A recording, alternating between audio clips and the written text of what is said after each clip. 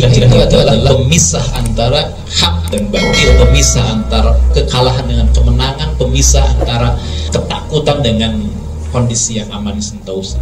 Mana hijrah secara syar'i sebagaimana yang disampaikan oleh Ibnu Arabi dalam kitab Subulus Salam dikutip oleh Imam As-Sun'ani, yang disebut dengan hijrah adalah hiyal khuruju min daril harbi ila daril islam. Khuruj min daril harbi, dari negeri yang harb, negeri kufur, illa daril islam, menuju darul islam.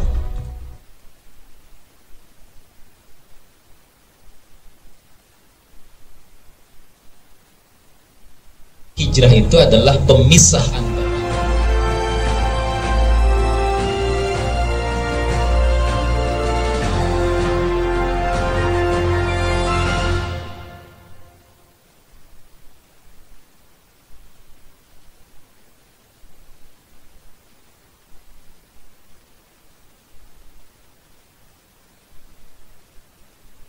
dengan kami juga seluruhnya yang ada dan terlibat dalam kegiatan ini. Semoga Allah selalu memberkahi kita semua. Ini saatnya kita bertanya kepada ajengan kita. Saya sapa dulu beliau. Saya panggil apa ini ya? Kalau ajengan itu kan ajengan Ustadz aja ya, lebih gampang ya. Ustadz Yuwana. Assalamualaikum. Waalaikumsalam warahmatullahi wabarakatuh. Mohon maaf ini saya lama di Jawa Barat tapi lidahnya agak masih susah-susah dengan bahasa Sunda, jadi pakai Ustadz aja. Ustadz Yuwana ini tadi sudah kita lihat di tampilan tadi, beliau begitu intensnya ya membina umat dari hari ke hari ya. Saya pernah mencoba menghubungi beliau, ingin mencoba datang ke Bandung beberapa waktu yang lalu, tapi ternyata beliau tidak di tempat. Setiap dihubungi pasti sedang tidak di tempat. Kalau maksudnya tidak di tempat itu susah untuk menemui karena sedang mengisi dan sebagainya. Jadi Masya Allah ini kesibukan dalam membina umat luar biasa. Ustadz Yuwana, semoga Allah terus menjaga Ustadz ya. Amin. Ustadz, saya ingin bertanya dari rangkaian jawaban ya, mendapatkan inspirasi dari jawaban-jawaban dari 4 narasumber yang sebelumnya. Saya menarik kesan penting bahwa hijrah itu ternyata ada panduannya. Mas Felix tadi mengatakan panduan, kemudian Bu dokter kita juga ternyata tertarik dengan panduan, kemudian Pak Ahmad juga begitu dan sebagainya. Sebenarnya ada nggak sih panduan hijrah itu? Kalau kita kaitkan hijrah dulu ya Ustadz, ada nggak panduan hijrah itu? Hijrah itu harus bagaimana sih sebenarnya? Oke pemirsa, kita dengarkan yang satu ini. Monggo, mangga Pak Ustadz. Kalau monggo kan di Jawa Barat, di Jawa Timur ya. Silakan Ustadz. Bismillahirrahmanirrahim. Assalamualaikum warahmatullahi wabarakatuh. Assalamualaikum warahmatullahi wabarakatuh. Alhamdulillah wassalatu wassalamu ala rasulillah wa ala alihi wa sahbihi wa mawalah. Senang sekali bisa bersama-sama di ruang virtual ini. Ini adalah satu kebahagiaan bertemu dengan para tokoh inspirasi hijrah, dan tak lupa juga dipandu oleh host yang sangat luar biasa. Ini idola saya. Ini bukan luar biasa tapi biasa di luar. Iya, idola saya sejak zaman dulu mengenal moto beliau, be the best not biasa. Masya Allah. Ya, ini jangan promosi tentang saya Ustadz. Ini kita bicara hijrah aja. Nanti kalau promosi buku belakangan aja. Monggo Ustadz. Baik, sahabat-sahabat yang dirahmati Allah Subhanahu wa taala. Tadi kita sudah mendengarkan perjalanan hijrah para inspirator yang sangat luar biasa. Ada satu hal yang ingin saya sampaikan. Ini adalah syair yang dinukil oleh Al-Hafiz As-Suyuti. Beliau menukil syair ini dalam kitab beliau, yakni Tadribur Rawi. Kitab ini adalah kitab ulumul hadis, syarah terhadap takrib Imam An-Nawawi. Dalam penggalan syairnya disebutkan nabni kama kanat awailuna tamdi wa naf'alu misla ma fa'alu. Beliau mengatakan nabni kama kanat awailuna tabni. Kami membangun sebagaimana generasi pendahulu kami membangun. Wa naf'alu misla ma fa'alu. Dan kami berbuat sebagaimana mereka telah berbuat. Jadi kalau tadi Pak Karebet menyebutkan atau menanyakan adakah panduan hijrah, sebenarnya adalah kita tinggal contoh saja. Tinggal contoh generasi terbaik dulu melakukan hijrah. Kita lihat bagaimana Kanjeng Nabi Muhammad SAW dan para sahabatnya radhiyallahu anhum ajmain, dan juga generasi setelahnya para tabi'in, para tabi'ut tabi'in melakukan hijrah tersebut. Dan ini adalah prinsip yang penting. Kita ini sedang membangun hari ini apa yang dulu pendahulu kita itu membangun. Kita juga sekarang sedang berbuat sebagaimana yang telah diperbuat oleh mereka. Ini syair yang sangat indah yang disampaikan oleh yang dinukil oleh Imam As-Suyuti dalam kitabnya. Nah, oleh karena itu, sahabat-sahabat yang dirahmati Allah Subhanahu wa taala, panduan hijrah itu sebenarnya adalah contoh para salafus saleh. Lebih spesifiknya adalah para sahabat, para tabi'in, dan para tabi'ut tabi'in. Kalau kita bicara hijrah, sebenarnya ada dua domain. Pertama, kita berbicara hijrah dalam makna syar'inya. Yang kedua adalah hijrah dalam makna bahasa yang kemudian hari ini itu ditarik dalam makna yang lebih umum. Dalam makna syar'inya, kita bisa membaca hadis Nabi SAW dalam Sahih Al-Bukhari. Beliau bersabda, kanal mu'minuna yafirru ahaduhum bidinihi ilallahi ta'ala wa ila rasulihi sallallahu alaihi wasallam makhafata ayyuftana alaih fa ammal yawma faqad azharallahu al-islam wal yawma ya'budu rabbahu haitsu sya'a. Ini gambaran yang menjawab tentang apa sih yang terjadi setelah hijrah. Hijrah dalam arti hijrahnya Rasulullah Shallallahu Alaihi Wasallam dari Makkah ke Madinah. Kata Nabi, dulu orang mukmin, ya, ada orang mukmin yang lari membawa agamanya kepada Allah dan Rasulnya karena khawatir fitnah. Adapun sekarang, yakni setelah hijrah, ya, setelah hijrah, kemudian apa yang terjadi? Allah Subhanahu Wa Taala benar-benar telah memenangkan Islam. Jadi setelah mereka hijrah, maka kata Rasul, fa'amal yaum faqad azharullahul islam. Allah benar-benar memenangkan Islam. Dan seorang mukmin dapat beribadah kepada Allah Subhanahu wa taala haitsu sya'a, sesuka hatinya, sekehendaknya, tanpa rasa takut lagi. Itulah mengapa di dalam cuplikan yang tadi diputar, ya, saya menyampaikan bahwa hijrah itu paling tidak menandakan tiga hal. Pertama adalah pemisah antara kebenaran dan kebatilan, antara Islam dan kekufuran, antara kekalahan dengan kemenangan, antara Darul Islam dan Darul Kufur. Pemisah itu. Yang kedua adalah tonggak berdirinya negara yang pertama kalinya di Madinah Al-Munawwarah. Dalam hal ini para ulama dan sejarawan Islam telah sepakat bahwa Madinah setelah hijrahnya Rasulullah SAW telah berubah. Bukan lagi kota, tapi sebuah negara yang semua aturannya dari Islam. Dan yang ketiga, dari hadis tadi yang kita bacakan, itu menandakan berarti awal kebangkitan Islam dan kaum muslimin yang pertama kalinya setelah selama 13 tahun sejak kelahirannya adalah momen hijrah tersebut. Jadi ini betul-betul sangat strategis. Memang hijrah itu terjadi pada bulan Rabiul Awal. Dan kenapa peringatan atau kita berbicara hijrah selalu lekat dengan tahun baru Islam? Karena memang penanggalan Hijriyah itu mengambil momen hijrah Nabi Muhammad SAW. Jadi pasca Rasulullah SAW, Khalifah Umar bin Khattab menetapkan awal pijakan penanggalan Islam adalah tahun di mana hijrahnya Nabi Muhammad SAW dari Makkah ke Madinah. Nah, itu awal mulanya. Nah, sebenarnya Al-Hafiz Ibnu Hajar Al-Asqalani dalam kitab Fathul Bari itu beliau menjelaskan sedikit terkait dengan kenapa bulan Muharram ditetapkan sebagai bulan pertama tahun Hijriah ini.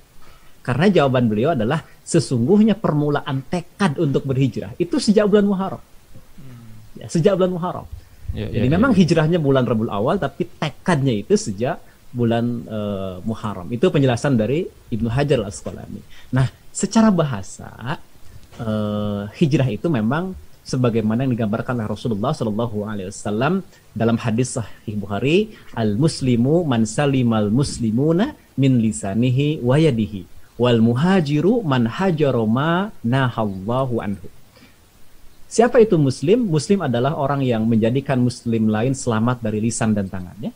Kemudian siapa itu muhajir? Siapa itu orang yang berhijrah?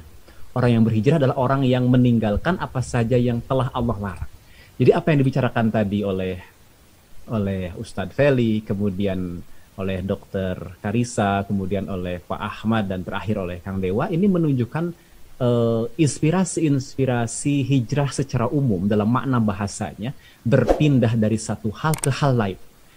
Intiqal min halin ila halin akhar, berpindah dari satu kondisi kepada kondisi yang lain yang lebih baik. Bukan kondisi yang sama, tapi afdol, yang lebih baik. Nah, inilah kenapa kalau kita simak penjelasan Al-Hafidz Ibnu Hajar dalam kitab Fathul Barinya, memang hijrah itu ada dua, ada hijrah lahiriah, ada hijrah batiniyah. Yang tadi itu yang dibicarakan oleh narasumber pendahulu kita, bahwa mereka istiqomah, mereka bertahan, mereka beralih dari kekufuran bahkan kepada Islam, ya, dari muamalah yang tidak Islami menjadi Islami, itu meninggalkan apa yang yang diperintahkan oleh hawa nafsu menuju apa yang diperintahkan oleh Allah Subhanahu wa taala, atau mereka meninggalkan apa yang dilarang oleh Allah Subhanahu wa taala menuju ketaatan kepada Allah Subhanahu wa taala. Ini hijrah batiniyah itu begitu. Nah, oleh karena itu para ulama juga mendefinisikan hijrah adalah al-hijratu lughatan al-intiqal wal khuruj, berpindah, keluar min aradin ila aradin, dari satu tempat ke tempat yang lain. Begitulah hijrah, ya. Atau min halin ila halin, dari satu kondisi ke kondisi berikutnya. Inilah hijrah. Dan hijrah semacam ini dalam makna bahasa ini tidak salah, betul, karena dikukuhkan oleh hadis Nabi Muhammad SAW ketika menjelaskan siapa itu muhajir. Muhajir itu adalah man hajara mahanahallahu anhu, orang yang meninggalkan apa yang telah Allah larang. Jadi kisah tadi itu yang kita sudah dengarkan, ada 4 kisah inspiratif, ini menunjukkan bahwa ada konsistensi, ada keistiqomahan, dan sekaligus kesabaran dalam ujian, ya, dalam ujian. Akhirnya itu. Dan yang kedua adalah hijrah itu dalam makna syar'inya adalah berpindah dari Darul Harb ke Darul Islam. Nah, di dalam kitab Subulus Salam kan disebutkan perkataan dari Ibnul Arabi bahwa al-hijratu hiyal huruju min daril harbi ila daril Islam. Berpindah atau keluar dari negeri atau negara yang harb, yang tidak menerapkan Islam, menuju Darul Islam, negara yang Islam diterapkan dan keamanannya di tangan kaum muslimin. Inilah yang menjadi pijakan, ya, dari kisahnya atau dari sejarahnya hijrah Rasulullah SAW dari Makkah ke Madinah, dan ini adalah makna syar'i dari hijrah. Jadi hijrah itu dari Darul Kufur ke Darul Islam. Hari ini kita harus memaknai hijrah, berarti memaknai untuk merefleksikan kembali apa yang mesti kita lakukan hari ini. Masya Allah. Pemirsa yang budiman dimanapun berada, sebenarnya saya menyiapkan 4 pertanyaan dan tadi baru memberikan 1 pertanyaan. Tapi karena yang menjawab itu ajengan, Masya Allah, itu 4-4-nya sudah terjawab semua. Jadi saya harus bagaimana ini? Tapi waktu masih tersisa. Jadi izinkan saya untuk menambah pertanyaan saja kalau begitu. Terima kasih ajengan. Jadi sudah jelas buat kita bahwa ternyata hijrah itu ada panduannya. Dan panduan itu ternyata tinggal mencontoh saja. Kurang apa coba kita ini? Masya Allah. Jadi nggak usah lagi cari-cari panduan baru. Tidak usah lagi buat SOP baru. Karena Rasul, kalau pakai bahasa kita sekarang, sudah memberikan SOP-nya. Dan sudah dipraktekkan oleh umat terdahulu. Ajengan, ini saya mau tanya lagi kalau begitu. Nah, yang mana ya? Saya buat lagi deh, ini baru ini. Ajengan, ini bukan begini. Tadi juga sempat terselip di dalam beberapa komentar dari beberapa narasumber kita sebelumnya. Orang sudah paham hijrah dan cukup banyak juga yang ingin hijrah setelah diberikan penjelasan, apalagi tadi ternyata konsekuensinya dunia akhirat dan sebagainya. Tapi pada kebanyakan orang itu ada penolakan, ya. Penolakan yang pertama itu khawatir rizkinya seret. Ya, tahun 2000 kalau tidak salah saya pernah ada dalam sebuah seminar, seorang ahli ekonomi Indonesia ketika ditawari untuk hijrah menjadi ekonomi syariah, komentarnya sederhana. Saya ini ahli ekonomi liberal. Kalau kemudian sistemnya menjadi syariah, lalu pekerjaan saya akan hilang karena ekonomi liberal tidak lagi dipakai. Terus saya kerjanya apa? Nah, itu masih terngiang-ngiang di kepala saya. Jadi kekhawatiran ada rizki. Yang kedua, penentangan kedua itu adalah penentakan runtuhnya tatanan lama.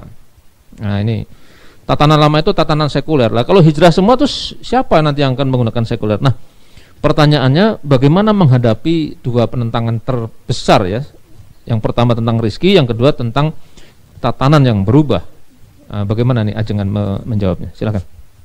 Ada dua hal. Yang pertama adalah sabar. Ya, yang kedua itu adalah kita istiqomah. Jadi dua hal ini adalah dua hal yang sangat penting. Pertama tentang masalah terkait dengan rizki misalnya. Yeah. Itu kan sebenarnya masalah kekhawatiran dari persepsi makna kebahagiaan yang mungkin kita masih belum beranjak, belum hijrah ya, makna kebahagiaan. Yeah. Orang itu mencari kebahagiaan. Apa gerangan kebahagiaan? Apakah kebahagiaan itu harta? Ternyata tidak juga kan. Banyak orang yang kemudian harus lari nyabu misalnya walaupun hartanya banyak. Yeah. Karena mencari ketenangan. Dan rupanya orang sudah mendefinisikan bahwa di antara indikator utama dari kebahagiaan itu kan ketenangan. Orang berlomba-lomba mencari ketenangan. Dan rupanya tidak ada ketenangan pada banyaknya harta. Apalagi seorang muslim, kebahagiaan itu adalah ketika dia mendapatkan ridha dari Allah Subhanahu wa taala. Makanya para ulama mengatakan orang itu disebut bahagia kalau dia mendapatkan dua hal. Pertama adalah afiyatun fid dunya, yang kedua adalah wa'afun fil akhirah. Perlindungan di dunia, kemudian ampunan di akhirat. Nah, kalau persepsi bahagia udah berubah, kemudian indikator-indikator kebahagiaannya yakni pencarian tentang ketenangannya sudah berubah, maka pasti akan beralih pula bahwa harta itu bukanlah penentu kebahagiaan. Yeah. Itu persepsi kebahagiaan. Dari situlah dia akan bersabar ketika dihadapi mungkin ada situasi kondisi secara ekonomi yang menurun awal-awal karena adaptasi, penyesuaian atau belum belajar ilmunya, maka dia terus bisa bersabar. Yang terakhir adalah tadi istiqomah dalam kebenaran. Terus insya Allah Allah akan berikan jalan kemudahan karena jalan hijrah ini bukanlah jalan yang akan mengantarkan kita pada kebinasaan, justru akan mengantarkan kita kepada kebaikan. Masya Allah. Pemirsa yang budiman ya, para milenial maupun para kolotnial seperti saya, ini Masya Allah ya, beliau sudah memberikan panduan yang sangat lugas, sekaligus mungkin merespon dari pernyataan-pernyataan narasumber sebelumnya, bahwa hijrah itu satu sudah ada panduannya, dan yang kedua menjalankan panduan itu ternyata tidak mudah. Tidak mudah bukan berarti tidak bisa, karena ternyata juga diberikan panduan untuk menghadapi persoalan gitu. Dan secara garis besar tadi Ustadz kita mengatakan sabar dan istiqomah. Memang mudah diucapkan tapi nampaknya agak susah untuk diterapkan. Tapi kalau Allah menjadi segalanya, maka ini insya Allah akan mudah. Begitu ya Ajengan? Ya, dan itu baru hijrah individual ya. Oh, ini baru hijrah individual? Iya. Waduh, ini waktunya harus tambah lagi sampai subuh ini kalau begini. Jadi tantangan kita kan ketika membaca perjalanan hijrah Nabi Muhammad SAW, perubahan dari Darul Kufur ke Darul Islam di Madinah itu ada perubahan tatanan kehidupan. Nah, itu gimana? Ada hijrah kolektif, bukan hanya hijrah individu, tapi hijrah sistem, hijrah aturan dari sistem jahiliyah ke sistem Islam. Inilah yang kami kira penting ya sekarang ini kita merefleksikan peristiwa hijrahnya Rasul ketika membangun tatanan kehidupan Islam di Madinah hari ini. Berarti bagaimana kita melakukan hijrah, dan hijrah ini merupakan bagian integral dari ketakwaan seorang muslim ya, agar kita berhijrah dari aturan kehidupan yang tidak islami, yang jahiliyah modern ya, menjadi terwujudnya kehidupan Islam dengan tegaknya kekuasaan Islam. Ini yang sangat penting hari ini. Bahkan kalau kekuasaan Islam itu ada, maka hukum-hukum hijrah yang dirinci oleh para ulama dalam kitab-kitabnya dengan mudah dapat dijalankan. yakni hijrah min daril kufri ila daril Islam. Itu dengan mudah dapat dilakukan. Oleh karena itu memang tantangan kita adalah hijrah ini harus bareng-bareng. Kemudian juga hijrah itu bukan hanya sekedar perubahan sikap individual, tapi juga perubahan sistem, perubahan aturan kehidupan yang Islam. Saya kira itu, dan waktu kita kan nggak banyak ya. Sebagaimana Nabi Sallallahu Alaihi Wasallam menyampaikan, mali wa mali dunya ma'anna fid dunya ila karobin istazalla tahta sajaratin thumma raha wa taraka. Aku tidaklah mencintai dunia dan tidak pula mengharap-harap apapun dari dunia. Adapun aku tinggal di dunia itu seperti pengendara yang berteduh di bawah pohon, kemudian roha beristirahat, watarokaha dan meninggalkannya. Begitulah kita. Jadi jangan ada yang dikhawatirkan. Hijrah total, apapun resikonya kita hadapi, kita sabar, kita istiqomah, dan kita wajib melakukan perubahan sistem agar hijrah ini menjadi lebih bermakna lagi. Masya Allah. Ini harusnya panitia ini ke depan itu sesi khusus dengan ajengan itu tambah. Ya. Mungkin sampai maghrib, sampai menunggu beduk berbunyi. Tapi untuk kesempatan ini oke lah. Jadi terima kasih ajengan sudah hadir bersama kami.